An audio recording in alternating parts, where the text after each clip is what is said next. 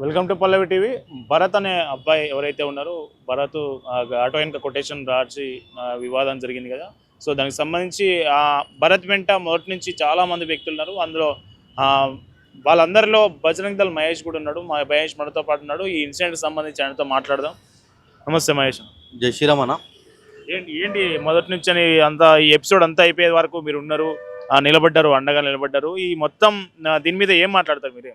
అన్న నేను ఒక్కనే కాదన్న, నేను కానీ దీపక్ అన్న కానీ మన సైదాబాద్ సందీప్ అన్న, జర్నలిస్ట్ సిద్ధన్న, ఇట్లా విశ్వ హిందూ పరిషత్ బజరంగ్ దళ్ పెద్దవాళ్ళు కానీ అందరూ బీజేపీ కానీ హిందూ సంఘాలు ప్రతి ఒక్కరు అన్నకు అండగా నిలబడ్డారు అన్న. యావత్ హిందూ సమాజం అండగా నిలబడ్డారు. సో మంచిగా అనిపిస్తుంది అందరు సపోర్ట్గా నిలబడడం. ఇక అన్న ఏదైతే కొటేషన్ రాపించారో దానికి కొంతమంది ఇస్లామిక్ గుండాలు అన్న మీద దాడి పాల్పడ్డారు. సో దాన్ని మేము అందరం ఖండించి అన్నకు సపోర్ట్గా నిలబడడం జరిగిందన్న. కేంద్ర మంత్రి బండి సంజయ్ కూడా ప్రత్యేకంగా కరీంనగర్ దాకా పిలిపించుకొని అభినందించిండు, షాలోతో సన్మానించిండు, కొత్త ఆటో కూడా ఇప్పించినట్టు నా వీడియోలో కనిపించింది. ఏం జరిగింది? అయితే సంజయ్ అన్న వాళ్ళ టీం నుంచి నాకు కాల్ వచ్చింది. ఇమ్మీడియట్గా భరత్ అని ఎవరైతే ఉన్నారో తీసుకొని రావని చెప్పగానే సంజయ్ అన్న దగ్గర తీసుకెళ్ళడం జరిగింది.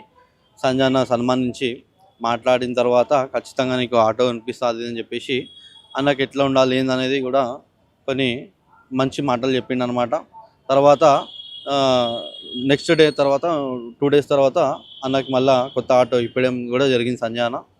సో మంచిగా అనిపించింది. సంజయ్ అన్న కూడా అన్నకి ఇట్లా ఈ విధంగా సంజయ్ అన్న ఇట్లా హిందూ బంధువులు ఎవరికైనా సరే ఆపద వస్తే ఖచ్చితంగా సంజయ్ అన్న ముందుంటాడు. ఎవరికైనా హెల్ప్ చేయడానికైతే ఖచ్చితంగా సంజయ్ అన్న ముందుంటాడని చెప్పేసి ఇది ఒక ఎగ్జాంపుల్.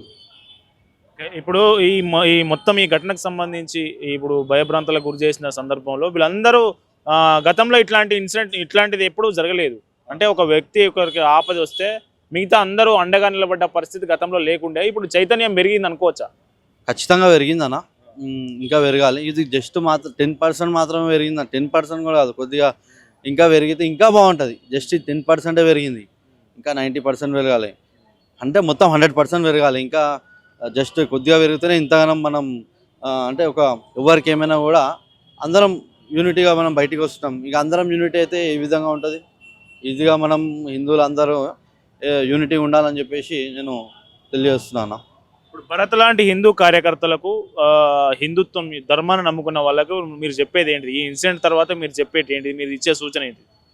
అంటే ఇప్పుడు మన భారతదేశము ప్రతి ఒక్కరికి స్వేచ్ఛ ఉంటుంది. ఎవరు ఏదైనా కొటేషన్ రాసుకోవచ్చు. ఇప్పుడు ఆ 5 సార్లు నమాజ్ చేస్తారు, మనం ఏ రోజు డిస్టర్బ్ చేసినామా? చేయలే.